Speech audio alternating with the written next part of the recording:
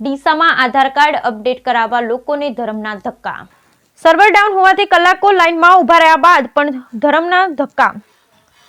ડીસા શહેર અને તાલુકાના લોકોને આધાર કાર્ડ અપડેટ કરાવવાનો હાલમાં સરકારી કચેરીના ધરમ ધક્કા ખાવા પડી રહ્યા છે। આધાર કાર્ડ સેન્ટર પર છેલ્લા 5-6 દિવસથી લોકોની લાંબી લાઈનો લાગી રહી છે।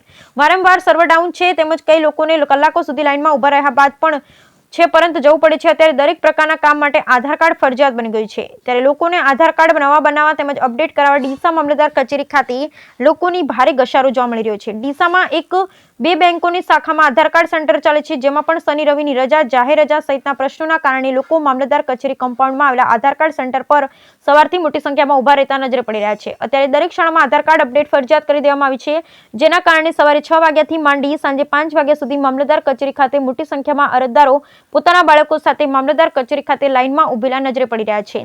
દરરોજ માત્ર 30 જ લોકોને ટોકન આપવામાં આવે છે, જેના કારણે દૂર દૂર ગામોમાંથી આવતા અન્ય લોકોને ધક્કો ખાવો પડે છે।